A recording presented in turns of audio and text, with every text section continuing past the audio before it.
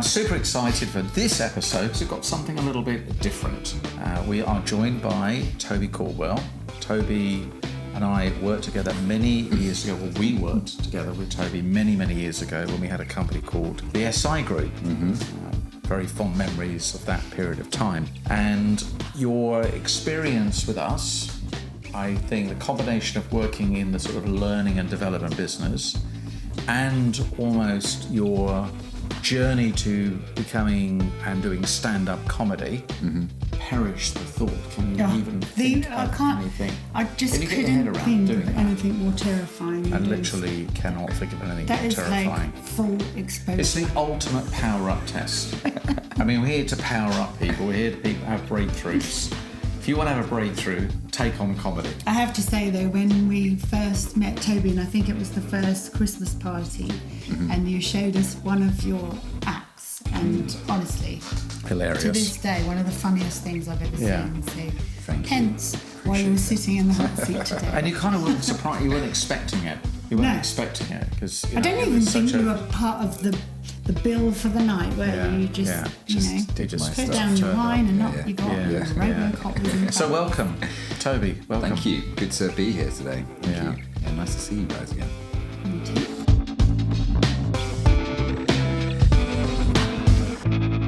So in this conversation today, the context is we're going to dive into this, what we might consider at least being a terrifying world of stand-up comedy, comedy. And I think most people listening to this would be thinking to themselves, yeah, that's a bridge too far. That's a big challenge. Yeah.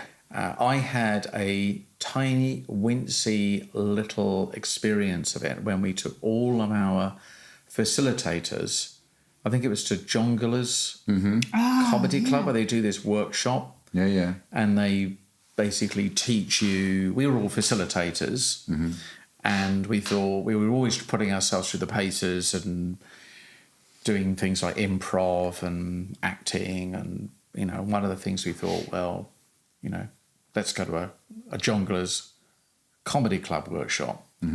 Oh my goodness me. How frightening was that? With all people we know, by the way, as well. I know, but isn't that even worse? That sometimes makes it worse, doesn't it? We had to pressure. basically write, like a 2 or 3 minute, skit. I remember it being very, very tough. Yeah. So yes, we're going to dive into this world and all the things you might face in taking that on. Yeah. And actually how it applies to life in general. Yeah, there's lots of parallels, isn't there, in terms of, facing your fears, expanding your comfort zone, engaging an audience, finding the right message for an audience. So we're going to explore all of those things. And probably a good place to start is where it all began. Yes. Where did it all begin? I think, in a way, you kind of have a compulsion to actually do something in the first place. You have to have the need and desire. And so from a really early age, I kind of identified myself as a funny person within my family. So I was always mucking about, japing around, and was known as the funny member of the family. And in a way, kind of that became my identity, but in a kind of private realm, I'd say. Yeah. And then when I got to school, I started to experiment with performing. Like and in a way, I didn't necessarily have a fear or a filter. So I remember doing a Cilla Black impression when I was like 12 or 13 years old in front of the whole school. And it was terrible. And it was not funny at all. But I still did it. And so there was that compulsion to do that sort of thing. And then I started getting involved in school plays. I was Pharaoh in Joseph and the Technicolor Dreamcoat when I was about 18. And so I got that kind of performance feel, an element, and enjoyed it and got something out of it. But then I kind of put it to bed in a way because at school I was a bit of a big fish in a small pond. And I realised how much ego I was developing and fostering in that kind of environment. Suddenly, when you're out of that environment, you're like, what's it all about? What am I now? And you reference that past kind of slightly arrogant ego self, and then suddenly you're in a new space. And I kind of let it go for a period of time. But then I ended up going to university, and I remember watching Dumb and Dumber and watching Jim Carrey and thinking, I love what he's doing. And I just love the energy of his performance. The physical element to what he was doing. And there was that kind of reignited a bit of a passion and desire for me to do it. But I ended up getting into a relationship and having a daughter quite early on and settling down, which then again inhibited my desire to kind of explore that stuff. Yeah.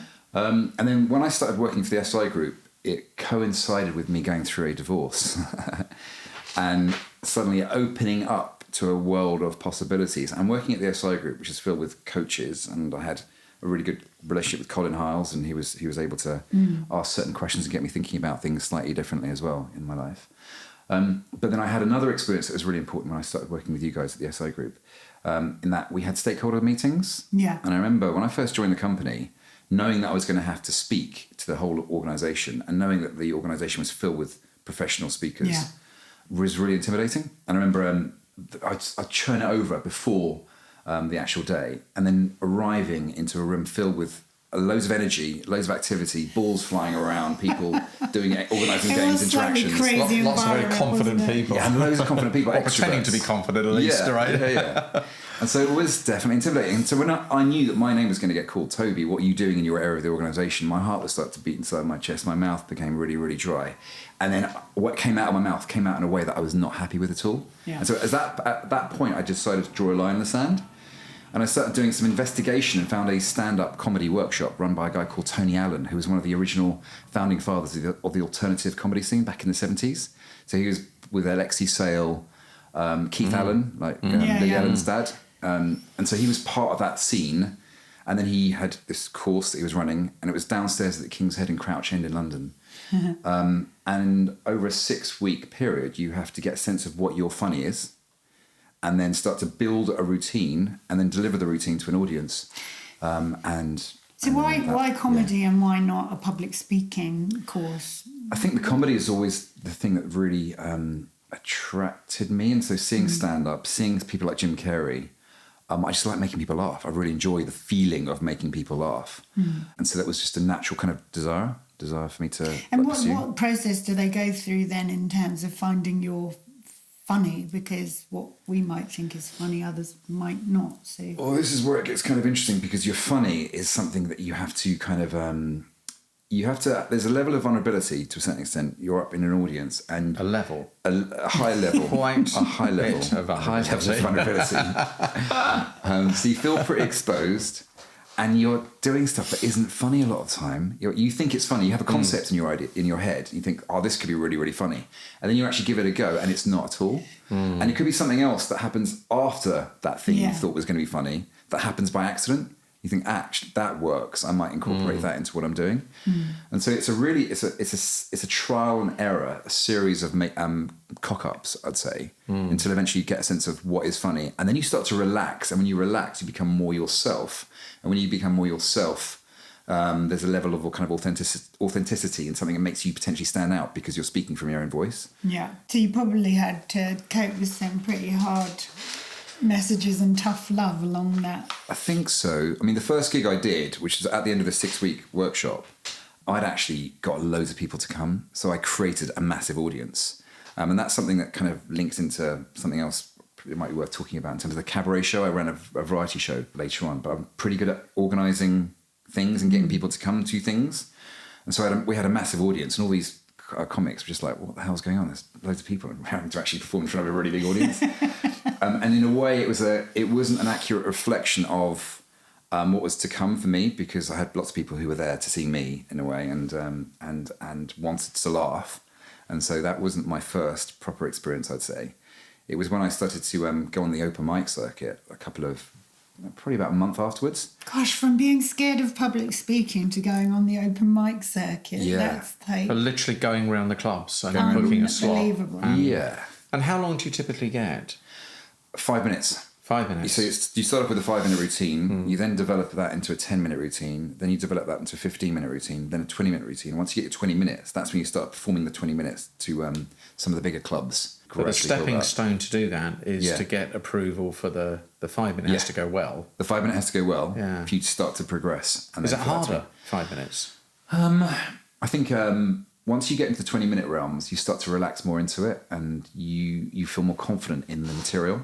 Whereas that first, I think developing the 5 minutes at the very beginning, you've got to go through a process of things going wrong and it not being funny at all. So I remember going to what was billed as the second worst comedy club in London. It was called Pear Shaped, and it was in the Fitzrovia. There's a clue, right? In Soho. Yeah, exactly. And that was my first gig. And so I developed a routine based on the fact I wasn't seeing my daughter very much, and I was an every other weekend fun dad. That was my original routine. And it wasn't going that well, I'd say. And I realized that I had to do something different. And so what I ended up doing is you go through this process of like, this isn't working. I need to figure out how to make it work. So you either go down the writing route and keep on refining your writing. What I ended up doing was going to a variety show in Shepherd's Bush. It was the Shepherd's Bush Empire. Yeah, wow. And there was a guy called David Armand, who's a comedy actor. And he used to be on, it was quite a viral video. He had a video of him doing miming to Natalie Imbruglia's song Torn. You remember that? Oh, I've seen that. Yeah, I think I have seen that, yes. So that was like going everywhere on the internet at one point. That's it. And I saw him live and I thought, that is really interesting. I like that. And I do physical stuff. I'd always done physical stuff anyway. So I used to do a RoboCop routine from at school. Which was amazing. That was the thing that I started remembered. at school. Yeah. And I watched him and I thought, that is a kind of a shortcut into the world of comedy. I got my friend Andrew, who does loads of stuff to his sound, to create sound effects for me. And so I started to create a routine with RoboCop in it. I could do stuff physically with my shoulders. Yeah.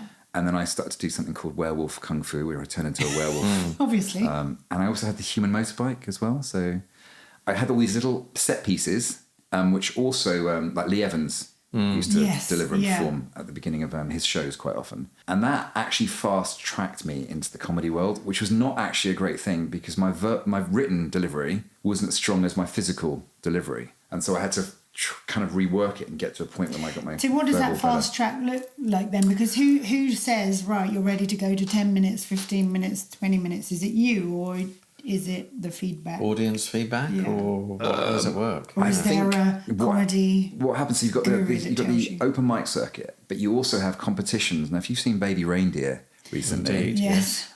You saw him competing at competitions. Yes. Yeah, and that's what I started to do. So you've got So You'll Think You're Funny, which starts off in London, but then you go up to Edinburgh to... I got to the semi-finals of that one. And then I got into the semi-finals of the Amused Moose Awards thing as well. And then I got into the Hackney Empire New Act competition 2005. So that was another way of like fast-tracking, getting exposure to people quite quickly. Yeah. But then fast-tracking to the point where it's you need to get your verbal up with your physical. So that was my challenge. Yeah, fast-tracked, started doing all this physical stuff and ended up getting to these later stages of competitions and then started to work my way into things like jongleurs and started doing 5-minute routines, then 10-minute routines, the Comedy Store 5-minute routines, 10-minute routines. And then I eventually got to the point where I was like downstairs at the King's Head, which is one of the most established comedy clubs. I did my 20 minutes there. And wow, that's like full circle then. That's where you did your course. That's where I started. Originally. And then that must have been surreal to be standing on the stage there with your 20-minute. Yeah, it did feel, and it felt good. Yeah. I felt really comfortable in that space. It's a massive accomplishment. So maybe just talk through on the pathway to getting that point. One of the things that we talk about in a lot of these podcasts is dealing with fear, rejection, setbacks, failure, all the big things that as well as your role as a comedian, but also in your role as a coach to other people. It's the one thing that steals people's dreams away more than anything else at all. Mm-hmm. Let's just take public speaking. Yeah. Let's forget about being funny, right? Yeah. The expectation of being funny. I've got a neighbour who's a comedian, and I've talked to him about this. I mean, I just have to go up and speak. He has to go up and speak and be funny. Yeah. That is a whole different Another thing. level of pressure. So people, we all joke about the fact that public speaking appears as like number one or two is people's greatest fears. Mm-hmm. So talk to me about how do you, what were their moments and how do you deal with that fear, rejection, failure, which is, I suppose, an inevitable part of the journey. I think, so first of all, you've got to have the compulsion and drive and desire to do it. So that's a really important element of this. So what does that do, though? That compulsion, does that override the fear? Does it make it okay? I think it, if the passion and the compulsion is strong enough. So it creates a kind of through line and drive to keep moving forward, regardless of the outcome of what happens on the night. And I think, in a way, probably also attaching it to this concept of where you could take it. So having watched things like Jim Carrey and Dumb and Dumber. I had this idea of being like a comedy actor or something in the future. Yeah. And so that's always in your mind. So even though you've got this show and it's like you've got an audience and maybe they're not finding it funny, in terms of the bigger picture and this vision of where you want to take it, it makes it easier to weather. And then in terms of the actual rejection, when it doesn't go well, I think it's just widely talked about how you can die on stage. Every comedian has died on stage. And you get some of the most established acts trialing new material and it not being funny, but then just like keep moving forward because they have to develop the material. And the only way to develop the material is having an audience and getting a reaction from it. But in the moment when you feel like you're dying, do you just push through, or what are the techniques you use in the moment? Because there's countless examples, and I've experienced it myself. Doing a presentation, standing up in front of an audience. Yeah. What are some of the techniques that could be applied? I think there's a level of a bit of a reframe. And if what can you learn from this situation? That really helps, rather than this is going really, really badly, but this is an opportunity to learn and do it better. But if you see it as part of the journey, then quite often you're filming yourself and you're going to look back at the film and actually assess, how did I do? What could I have done differently? And then it's also, and in a way it's not seeing that one performance as the only performance you're going to do. You get another performance and all the learnings you can take from that and input into the next performance. So it's an ongoing development. So knowing that the learning is part of the process, and it's almost like the rite of passage. You're going to have to do that in order to perfect your craft. There's a level of that, and it's also like what you realise in the end, you can't please all of the audiences all of the time.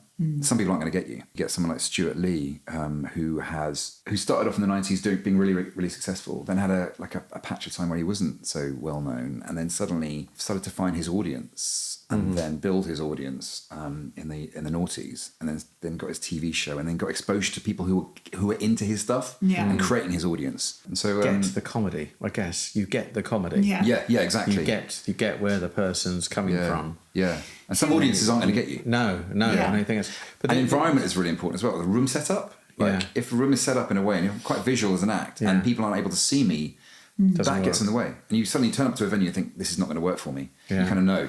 So over time, you learn the things to pay attention to and the sort of critical things that need to be in place in order for it to be successful.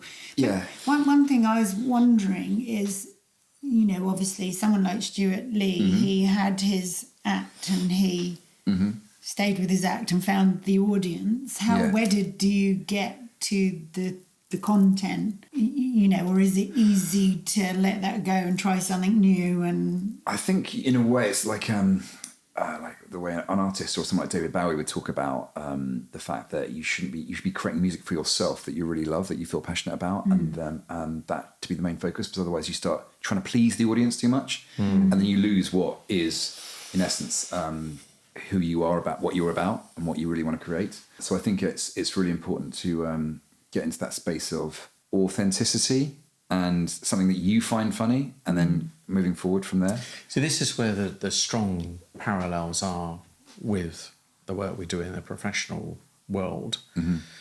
Always encouraging people to follow their authenticity, their passion, do what they love.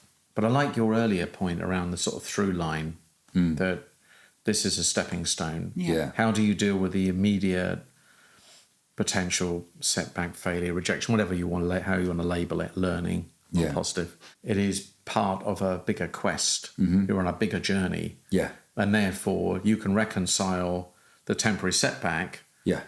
Because it's a learning journey to get to where you want to go. Yeah. The audience might have a different view of that, but for you, you know where it's heading and it's taking you, and you might take, incredible learning from a show going badly for you because it tells you what's not working, and you can recorrect. Yeah. I mean, I've actually got a story that connects to that. When I started running a cabaret show, a variety show, where I was the MC of the show, and we started to develop a bit of a following. So it was me, my sister, a really good friend Matt, my friend Sienna, my friend Alex, and we created this show where it was very audience participation focused. The audience would get involved, and so in a way, it's from the very beginning, the audience knows they're going to get involved, and that makes it much easier to actually then engage, and they're part of the show. They become part of the show. But we were slightly the victims of our own success in that we had a a great show where we had some brilliant performers and performances. We had Beardy Man, who was the UK beatboxing champion. Oh, wow. And he became really big. Basically, I connected with him at a point when he was just beginning to perform. But he kind of stole the show, this variety show. And then the next time we had it was a monthly event. The next month, everyone had heard about how good the first show was, or that show was. And a massive audience turned up to the venue we were in. It was a social club, a bit like Phoenix Nights. Yeah. So it had a real rough and ready feel to it. Yeah. And we had a PA system that we hired, which wasn't working very well. So that's one thing. So the PA system wasn't working well. We had too many acts that were performing and didn't run according to time at all. And everyone was expecting to see Beardy Man. So you suddenly had a situation where there was a massive level of expectation. You're trying to get a PA system stopped working. Yeah. And not only that, I was dressed as an old man with prosthetics because it was a winter warmer theme to it. So I was this old Grandpa Caldwell, basically. Yeah. And I wasn't able to be myself as this old man. So the energy wasn't there as an MC.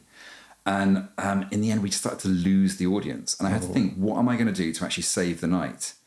And because it would have been completely ruined. And so I just thought, I'm just going to have to get rid of these prosthetics. But in the end, what I did was spontaneously, we had a break. Everyone came back. And then I started to rip the prosthetics off, ripped all my clothes off. So I was completely naked, grabbed everyone's attention, and then said, please welcome the final act of the night, Paul Foots. And Paul Foots is a really great comic. I don't know if you've seen him, he's quite off the wall. He came on and then completely killed it, saved the night, and it left on a high, but then we learned loads of lessons about how to sort it out moving forward. So we ended up investing in a PA system ourselves, so we didn't have to worry about that anymore. We got less acts performing to timed, like real good time slots, and then it just started to create its own momentum and energy. But it was the best experience was the fact that it went so wrong. Yeah. It was the best learnings happened, and we really then figured out how to make it work. I mean, that's so powerful, isn't it? You know, you are in one of the most exposed positions you could ever be in. The stakes are as high as they could possibly be. Yeah. And so the learnings are as stark and you know, big as they can possibly be as well. Yeah. But you adapted and... And also, it's the humility of that occasion, but also the confidence that you came through it. Yes. And that gives you think, well, if we can survive that, you know, what else can we survive? So you're prepared to keep pushing yourself through that, through that comfort zone. I think it's the level of discomfort you're actually feeling as well. But you're doing it. I was doing it collectively with the fellow organisers. That really kind of focus our attention moving forward. So we managed to save it, but then suddenly had this motivation to really get it right next time even more because you're feeling it. You're feeling it going It's almost wrong. like you know the formula then, don't you? Yeah. You know? But I mean, you were saying you felt collectively uncomfortable and then you thought you'd rip your clothes off and, you know, just up the discomfort a little bit more. Strangely, it felt really the right thing to do. Yeah. And my girlfriend's mum was there at the time. Really? Became my mother-in-law. And she got to see some areas of my body there. Well, brave, but it's almost like you did a pattern interrupt, as we call it. Yes. Yeah. It's like a sudden, jolt of energy and pattern. And I do think, I know as a speaker, you have to, if you see something isn't going well, we'll inject an exercise, get people on their feet, moving around. You have to read what is in front of you. Yeah. And it's that willing to be flexible in the moment. But that's, a life lesson. If you're doing anything and it's not working, don't blindly follow in that direction. Yeah. Have the bravery to be able to change it in the moment. Anyone can talk about what they might have done afterwards, but doing it in the moment, that is where that's the bravery. Yeah, it's powerful to be authentic and open with the audience, isn't it? To say, look, I can see this isn't quite, landing. Let me try a different way. Yeah. Going through this sort of process, what do you learn about yourself? How did it test you? And what kind of journey do you have to go on in the quietness of your own mind? In reference to what you were saying earlier about speaking in public and then making people laugh. So I felt uncomfortable speaking in public before, so I needed to stretch myself and feel a bit uncomfortable. So I started to do the stand-up. And then as a result of trying to make people laugh, and sometimes being successful at it, any other delivery of presentation or speaking to the speaking to anyone in a public way felt quite relaxing. So I think the more you stretch yourself, the bigger your comfort zone becomes. And so I found that was definitely the case for me. And it kind of worked so well with me doing what I was doing as well with the coaching and also with the training, because all those things were running in parallel at one point. So I was running the cabaret show, I was doing the stand-up, and I was doing training and coaching as well at the same time. And it just fed into a level of confidence, I would say, when it comes to the actual speaking in public. You start to get a real sense of yourself as well and your stretch points. Because it's quite, if you're just delivering a presentation without getting any feedback or filming yourself, you don't know how far you can stretch things. Yeah. Whereas I think when you're doing something like stand-up and you are filming yourself and you're getting feedback from people, hopefully, and our fellow comics, you get a sense of the range of what you can do with your body, your voice, and also with some of the concepts you're talking about as well. So you put yourself into that situation and you can expand what you do. And I know from speaking to fellow trainers and then observing me, they see me doing stuff that maybe wasn't in their perception orthodox. Why you can get away with that.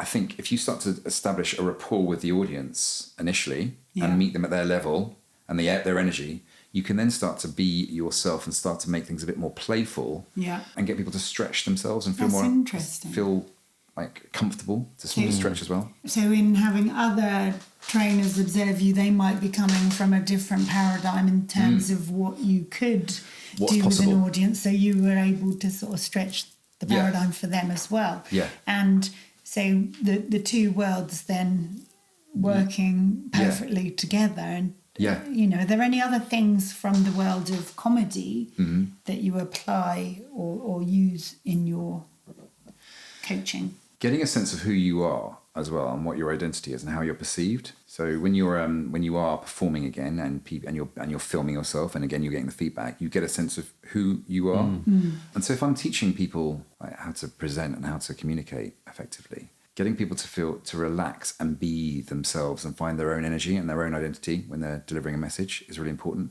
And recognizing, if you thinking about the world of stand-up, you can get incredibly deadpan, low energy comedians, but it really works for them because they're being themselves and they've found that kind of natural vibe and energy.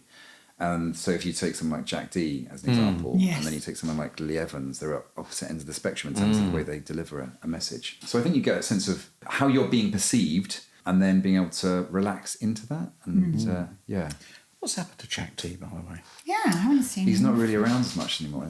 He's not really, is he? He sort of disappeared off the circuit completely. Do you know what? Yeah. Probably we must research. A choice to do that. Talking about comedians and thinking and philosophy, and I listened to Jimmy Carr being interviewed by Stephen Bartlett. I don't know if you've listened I haven't to heard that one. No, but I do listen to it. He's been on there a couple of times. Yeah. I was really struck by his deep philosophy. Obviously, the interview's it's not about him delivering one line. It's an interview about his life and an interview about the journey he's on and what his view is. And I was really struck by, I think I've found as all comedians, how, number one, how intelligent they are, because being funny does require intelligence. Yeah. It's a twist. It's finding an angle. It's taking someone in an unexpected direction, which requires a different train of thought. But I was very impressed by his overall philosophy and attitude towards life around learning and development and beliefs and his but belief he holds about him being able to perform something which, he pushes the boundaries in terms of offending people. And what gives him the right to be able to do that. It's very, very powerful. And the strength to be able to do that and to deal with the repercussions as well. But he did an NLP practitioner course before he got into the comedy.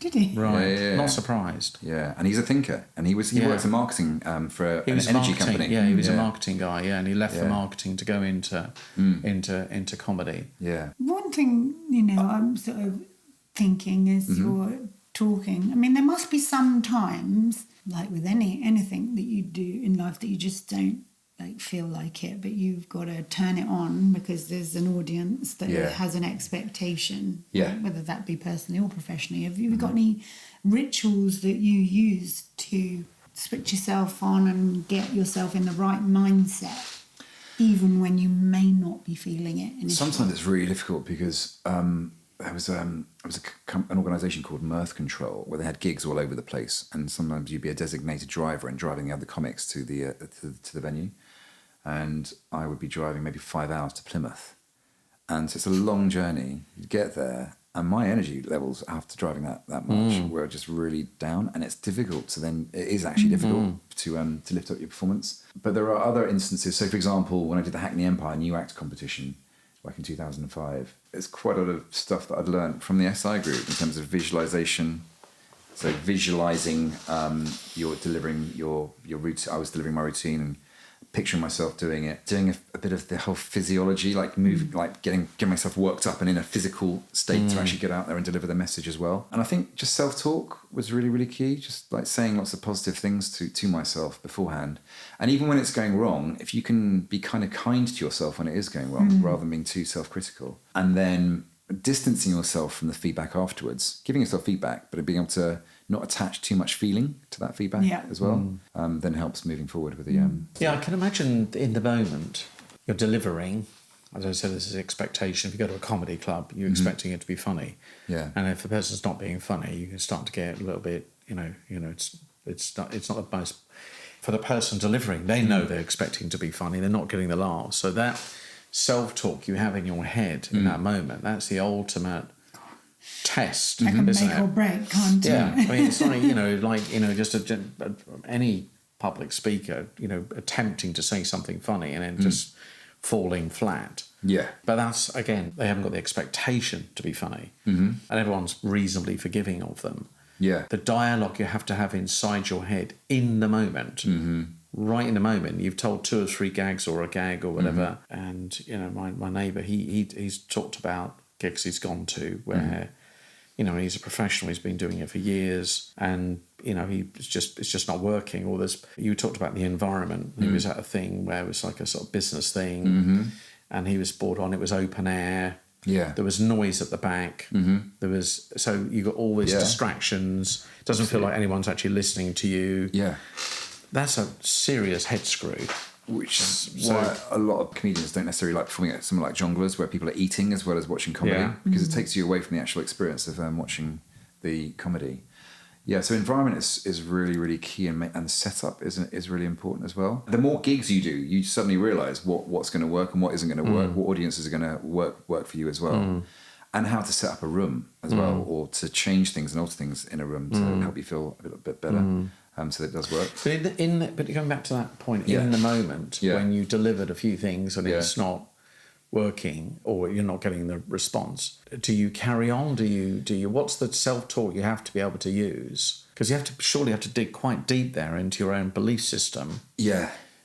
I am funny. This is funny. Yeah. And Oh, do you have... You're not getting it yet, but this is... Why are you not laughing? What's the matter with you? Several, like, plan A, plan B, plan C. I'm just trying to imagine what that might be like. So sometimes 100 faces staring at you, 200, 300, whatever number it is. Yeah, so I think there's always, if you can, and your mind think that there is a chance of turning it around, so having that in your mind, there's the possibility of turning it around. There is the degree of being flexible with what you're actually going to be delivering and reworking your routine so that you can actually make it work in some way. I think there's stuff you can do actually delivering the gig as well, and just talking to the audience, you start to feel more relaxed. Before the show even starts, having a chat with audience members. Going round. Yeah, having a chat with the audience members and getting a feel for the place and getting a sense of what it's like, which then helps you. That almost helps you to mitigate certain things at the very beginning. So the pre-stuff you can do. But then when it's actually in the moment, being flexible with how you're going to deliver it and adapting to how you're delivering it. Recognising that you might be being paid for the gig.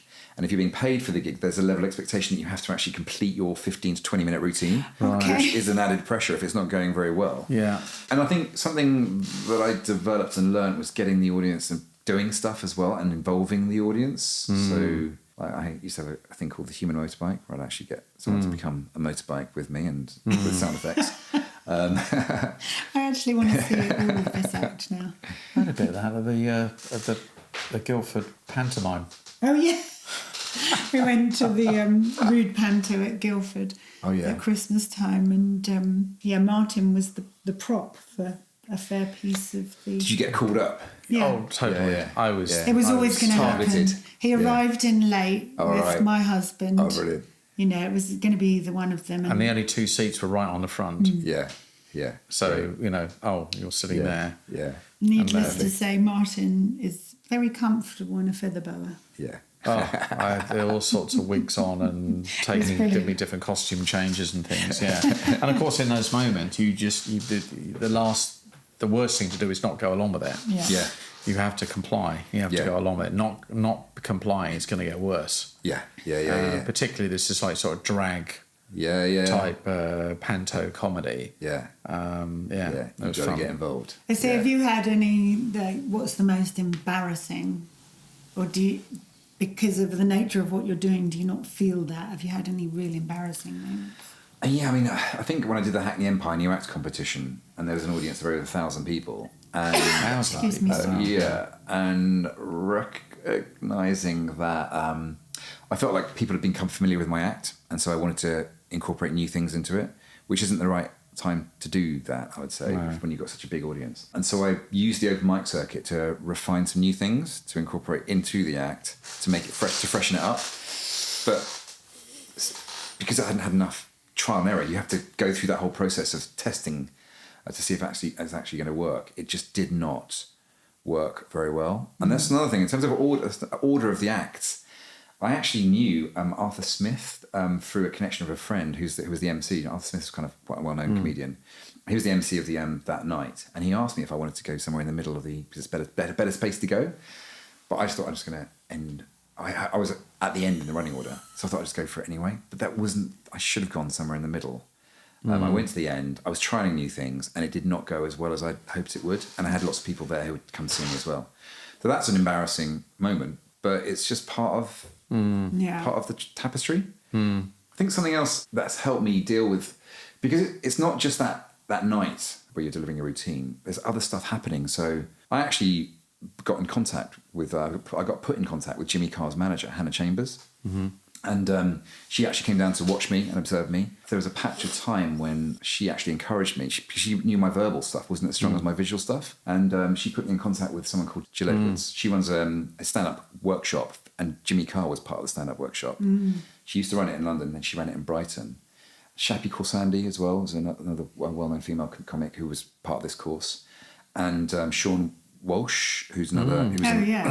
He was part of that. I met him down in Brighton when I actually ended up doing this stand-up comedy workshop to refine my written delivery and my verbal delivery, so that Hannah Chambers, the Jimmy Carr's manager, could then see my progress and see how that would evolve. So I had these things going on in the background which helped to motivate you even more when things are going wrong. Yeah. And then I very early on in my comedy career, I had somebody who observed me who was connected to Norman Wisdom's manager. Wow. And Johnny Manns, and put me in contact with Johnny Manns and told Johnny Manns about me. And I made contact with him, and he was like really old school. Like, I'm going to get you a slot in the old panto. Toby. Which wasn't quite right. So I didn't end up pursuing that one. And there was a patch of time when I got to the really late stages of potentially presenting a children's BBC programme. And so I had all these things evolving. So there's lots of projects going on along the way, so that when things aren't going well in a comedy club in Plymouth, it's not the end of the world. There's other stuff happening. There's other stuff happening. And obviously your coaching and leadership other worlds and, as well. Training and that sort of thing. Most of these comedians, they have writers, don't they? They have writers that work with them. They do, yeah, they can do, yeah. To help them with the writing and to test things out. And I experimented with that as well to help me, but I didn't quite find the person I needed to kind of gel with in that respect. Yeah. And is there a sort of, structure, because obviously a lot of your coaching is around communication and presentations. Is there, in terms of the content and the structure and the preparation required to deliver a message, are there parallels between the two in terms of I think if you think about the beginning, middle and end is really important. So in any session, whether you're coaching someone or whether you're delivering training and whether you're performing, it's all about first impressions. and establishing rapport with the audience. So thinking about the audience, anticipating who they might be, what their kind of vibe is, and so being able to create a connection at the very, very beginning and establish rapport. Because if you can do that, then your comedy gig's more likely to go well, your coaching sessions likely to go well, and your training is likely to go well as well. And then it's knowing that there's certain formulas that work. So with your comedy as well, you'll have sort of routines and formulas that generally are kind of fail safe. And the same thing I think with within coaching, there should be a structure and an evolution, but also being able to respond to what's actually happening during that session. Yeah.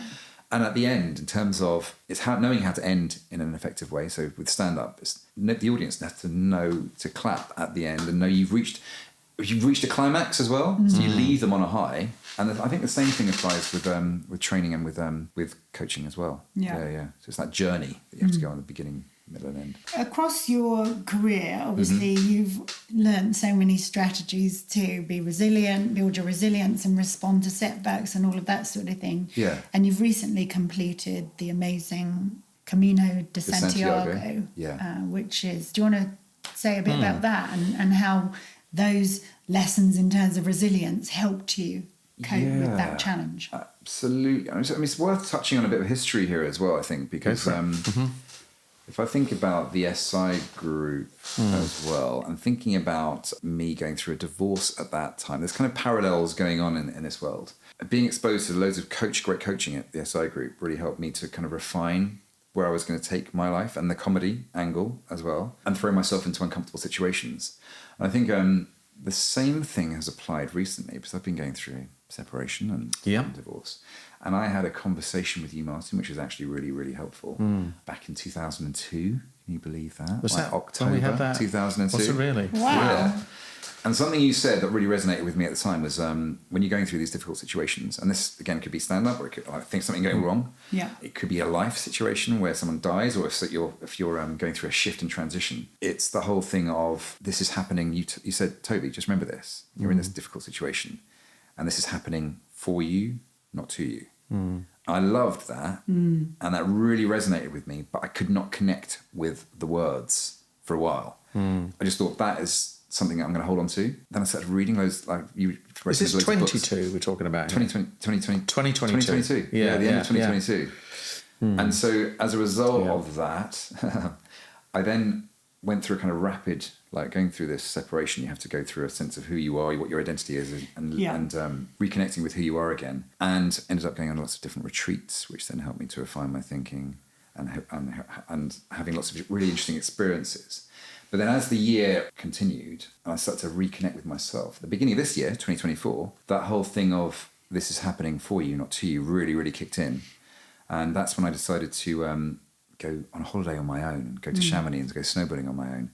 And also to walk the Camino de Santiago, which I started back in 1996 and wanted to complete. And this is a pilgrimage across the north of Spain from the Pyrenees right through to Galicia and the northwest of Spain. And that, as you're walking, and you're walking at a long distance, and you're spending lots of time on your own, and you're also meeting people. So in total, it's almost 800 kilometers. Wow. Yeah, and so it's a long distance. I'd done a chunk of that back in '96.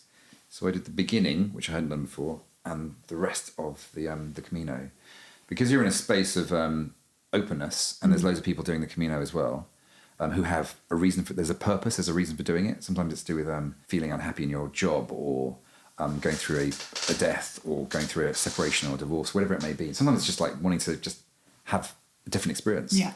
But you meet those people, have really meaningful conversations, and then really start to get a sense of who I am again. And then suddenly everything starts to open up. So I feel I'm in a new space of opportunity.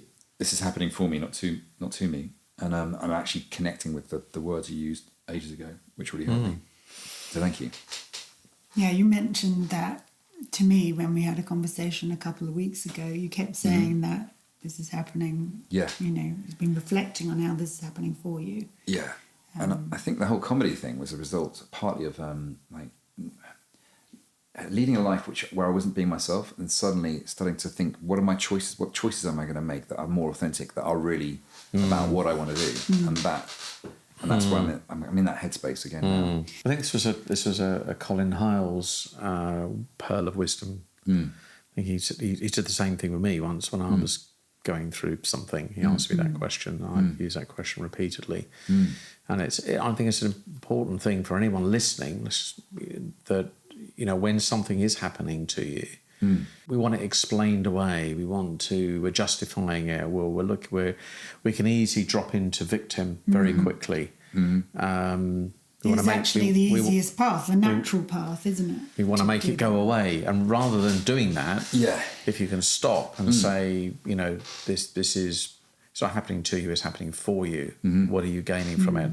Turn inwards and think about it, because life does have this wonderful habit of serving up lessons. And if you don't get the lesson, it will serve up a bigger dollop of the same lesson again, and it will keep bashing you round until you get it. Are you getting it? Are you getting it? No, you're not. Right, here we go. Bang. Here's another big. This one. A greater helping of the pain of the first time. Dollop.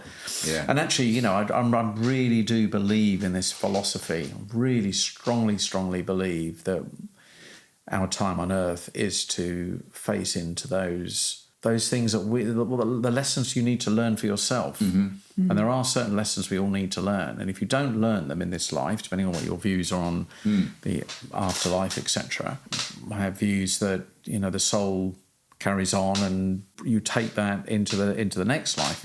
So it's important that you do that bit of healing on yourself in this life. When you turned up today, you told us about your pilgrimage, and you could see that it's meant a lot to you. And that's one and thing. Here you are, here you are many years on, still doing the same level of introspection, which I think is very powerful. Yeah, there's something amazing about you. You've never sort of just settled. You've always delved deeper and tried to get back to that authenticity of who you are. Because in life you start to make compromises around who you are, depending on the circumstance you're in. When you're in a relationship or whatever it may be, then you can sometimes lose a sense of your own identity and who you are, and also you can ignore the lessons that are there presenting themselves, and suddenly you're in a more stark situation. You have to really confront it and deal with it.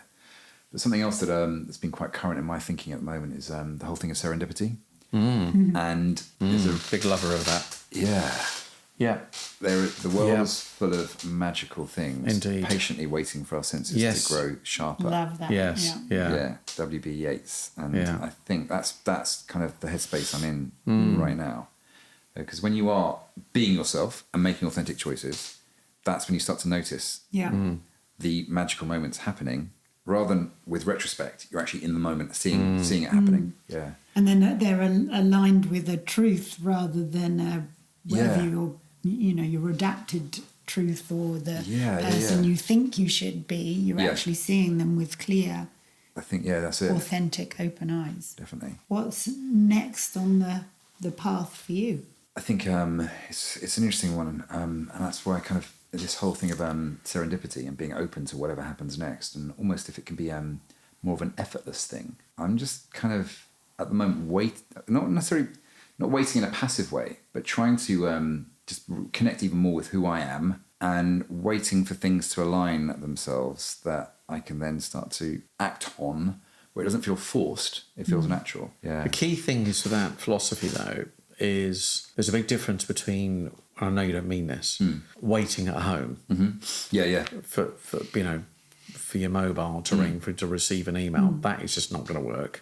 Doing things in the general direction you want to go, and then noticing things that show up. I really strongly believe in this you put your idea. Energy in that direction, and then you start to see and then circumstances start to fall into place. It's like the world conspires to help you along your journey, and it will give you drop little breadcrumbs or give you little clues. But if you are of a mind where you're not being open to those clues, it's like the world is going, the universe is saying, well, you obviously don't really want it.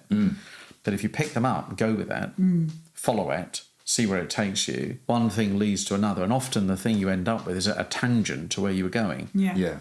That's a beautiful thing. A bit like your act, you said in the first place. You said it didn't land, but something that randomly happened afterwards did. Yeah, exactly. Yeah, that's exactly how it evolved. Yeah. And then with the cabaret, as a result of like finding a space for acts that were like mine to be able to perform in, so all that evolved kind of naturally. But it was all about action. The action. Yeah. But enjoyment and passion. So it was that whole thing of having the vision in the first place to actually be the driving force moving forward. You said before we started the podcast that it's something you might have a yearning to do again. Do you think it's something you'll pick up on? Do you think? Potentially, yeah.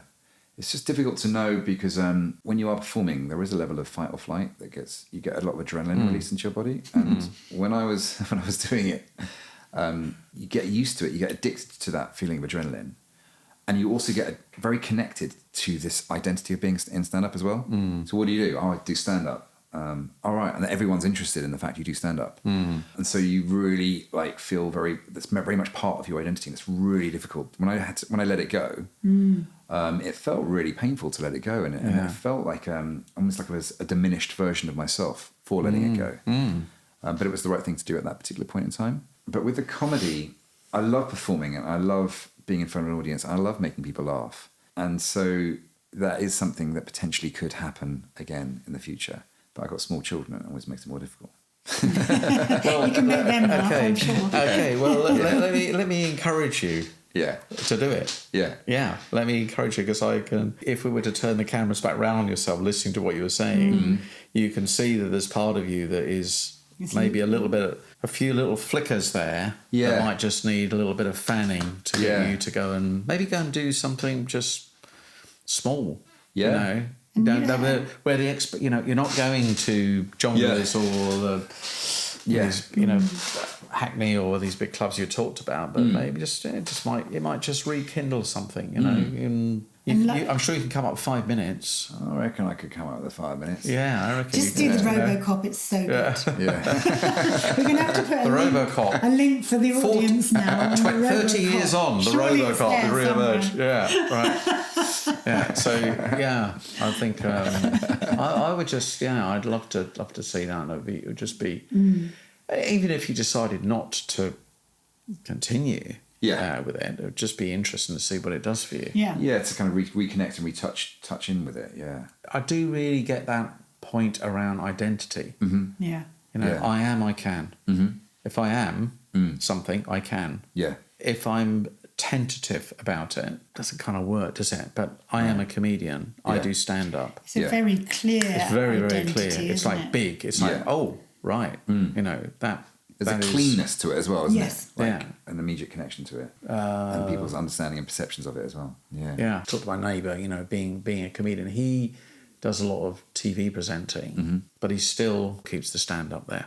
Still does the shows. Yeah. Because it's part of his identity. It's who he is at his core.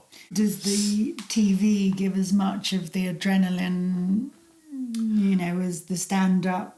You're a little bit more exposed, maybe. I think it prepares you for things like auditions as well. So if you're auditioning for something, because you've done the stand-up, and it creates a level of resilience. It's almost like a fearlessness when you're in those situations. It doesn't feel as scary as for somebody who doesn't do the stand-up, I'd say. What would you say to somebody listening to this that probably where you were many years ago, has got a yearning to do it, they've got ambition, they don't have the family that they have to look after so they can do the circuits and et cetera, what would you say to them if they've got a lot of a yearning to do it? I think it's really important to scratch the itch and actually do something about it. And I would definitely do something like a stand-up comedy workshop, because I think all the lessons you can learn about yourself and develop resilience and also get a sense of who you are and what your funny is are so important in life in general. You get a sense of how you're being perceived, what your stretch is in terms of how you can make people laugh and what you can actually do in terms of your delivery. It's uncomfortable. You feel really uncomfortable. Yeah. And actually that discomfort is where some of the best learning happens. So I would definitely encourage, do a Jill Edwards stand-up comedy workshop, which is a safe environment to actually start to learn. She's still doing those, She's still doing it, yeah. We can put the links for people as well in there. Improv.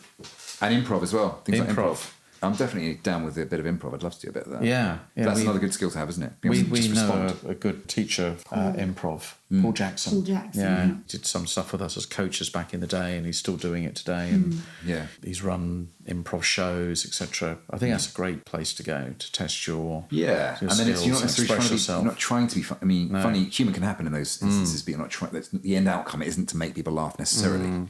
Yeah, so it takes the pressure off in a certain way, and you're learning how to adapt to the audience. Think about the audience. So what about if people want to get hold of you? So I've got a coaching website, which is tobycaldwell.co.uk, and I also have a training website, which is www.squareholetraining.com. And what I do is kind of like displayed there and explained there. So if anybody wants to get in contact, and even if it's just to have a conversation about if you're interested in getting to stand up, Yeah. I would happily talk to you about it. But you've got a real specialisation in communication, I believe. Is that right? Yeah. Helping people being better presenters and finding themselves, etc., and working through that.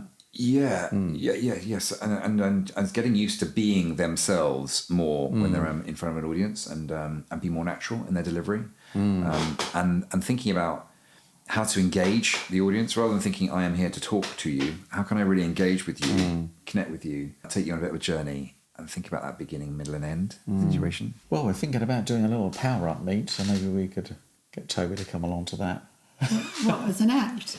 Oh, no, just come along anyway, maybe. Well, he's part of the Power Up community. I know he is part of the Power Up community, community. Yeah, we should do a thing in the summer, and all the listeners, everyone's welcome. We have a big Power Up party in the summer at some point. Yeah. Well, look, it's been great talking to you. Fantastic. Yeah. Thank you for really. coming in to see us and talking this through. Great to see you still following your passion.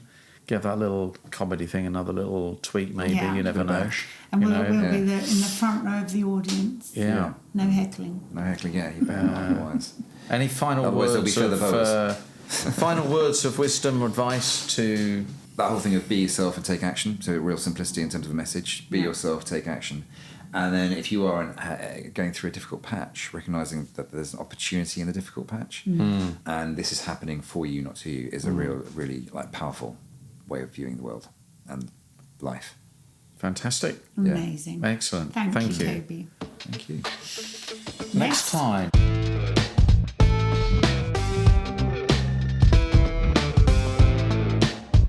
Next time, we've got a topic that fits quite nicely with this one. Public speaking. Yeah, how to find confidence in and public as we well speaking. know, speaking is not the problem. Public is. The act of speaking is not an issue, is it, right? It's when you have to do it in public. That's when it all goes south Yeah, for some people. same. But we want to share with you how you can make public speaking a more pleasant experience, because there is no doubt whatsoever that whether it's a small group, updating a team meeting, whether it's a big meeting, whether it's a larger meeting, town hall type session, sitting around a board table, it doesn't really matter what it is. If you can communicate well, it's a massive differentiator. Absolutely.